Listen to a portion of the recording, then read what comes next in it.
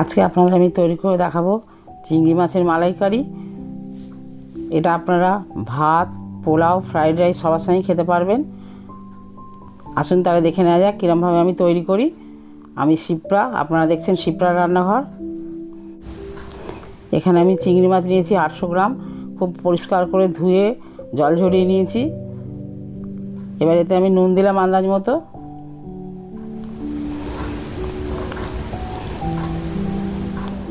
হলুদ দিলাম, খুব ভালো করে মাখিয়ে নেবো নুন হলুদটা। এর মধ্যে আমি কড়াই বসিয়ে দিয়েছি তেল গরম হওয়ার জন্যে।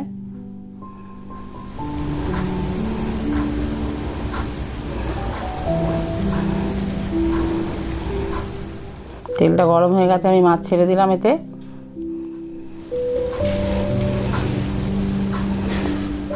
মাছটা খুব বেশি ভাজবো না, অল্প ভাজবো একদম, বেশি ভাজলে শক্ত হয়ে যাবে। ভাজা হয়ে গেছে, আমি তুলে নিলাম।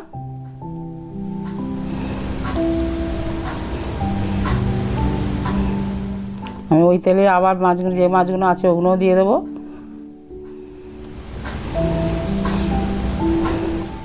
সবগুলো মাছ আমি দিয়ে দিয়েছি।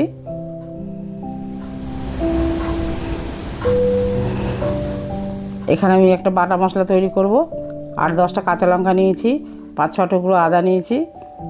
সবটা লাগবে এরম না, যতটা লাগবে আমি দেবো। পেস্ট করা হয়ে গেছে আমার আদা কাঁচা লঙ্কা। আমি আরেকটা পেঁয়াজের পেস্ট তৈরি করছি। আমি 2টো বড় সাইজের পেঁয়াজ নিয়েছি।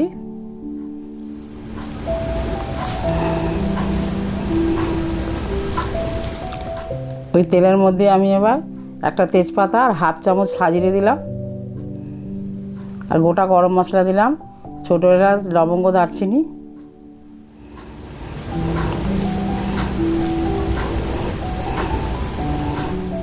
একটু নাড়াচাড়া করে ভেজে নিলাম।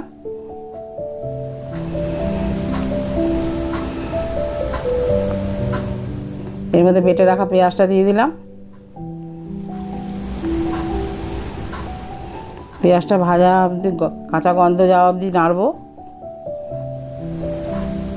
ভাজা হয়ে এসছে প্রায়।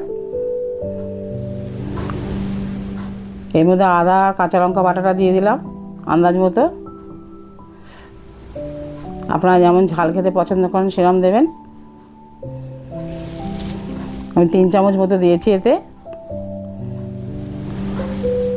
এবার সব একসঙ্গে খুব ভালো করে নাড়াচাড়া করে ভাজবো। এবার কিছু গুঁড়ো মশলা আমি অ্যাড করব। 1/2 চামচ হলুদ গুঁড়ো দিলাম,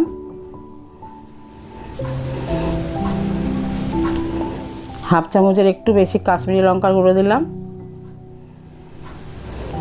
1/2 চামচ ধনে গুঁড়ো, 1/2 চামচ জিরে গুঁড়ো,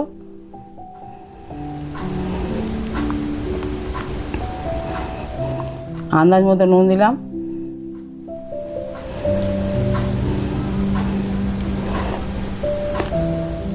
একটুখানি চিনি দিয়েছি এতে, স্বাদটা ভালো হওয়ার জন্যে। 1 চামচের 4 ভাগের 1 ভাগ দিয়েছি।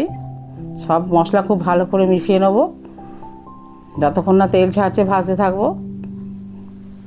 তেল ছেড়ে দিয়েছে। এখানে আমি 1/2 মালা নারকেল নিয়েছি, দোমালার, ওটাকে আমি মিক্সিতে বেটে নিয়েছি।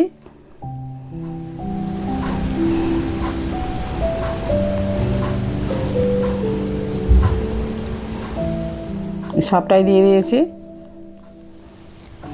এবার নারকেলটাকে নাড়াচাড়া করে খুব ভালো করে ভাজবো।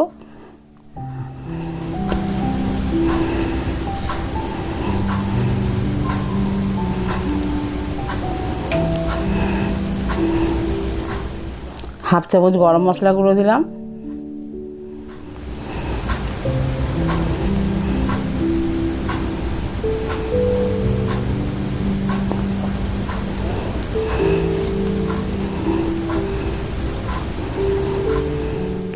মশলা ভাজা হয়ে গেছে আমার, তেল ছেড়ে দিয়েছে।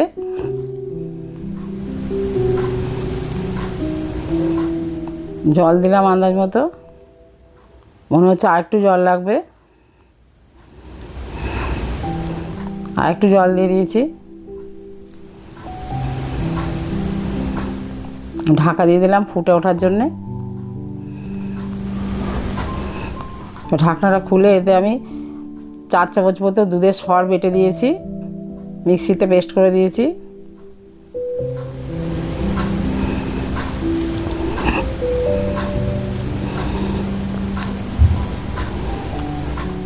খুব ভালো করে নাড়াচাড়া করে মিশিয়ে দিলাম।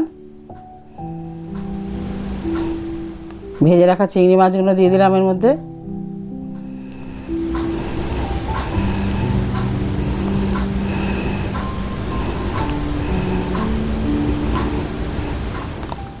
আবারও ঢাকা দিয়ে দেবো। এতে আমি 4-5টা কাঁচা লঙ্কা দিলাম।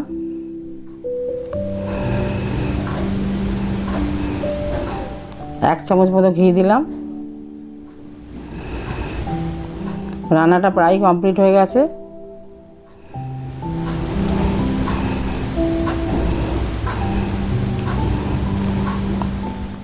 রান্নাটা একদমই কমপ্লিট হয়ে গেছে। দেখতে খুবই ভালো হয়েছে। আশা করি ভালোই হবে। আপনারা এরকমভাবে রান্না করবেন। ভালো লাগলে লাইক দেবেন, কমেন্টসের মাধ্যমে জানাবেন কেমন লাগলো আপনাদের। রান্নাটা সবার মধ্যে শেয়ার করবেন। ফেসবুক থেকে দেখলে ফলো করবেন, ইউটিউব থেকে দেখলে সাবস্ক্রাইব করবেন। আপনারা সবাই ভালো থাকবেন, সুস্থ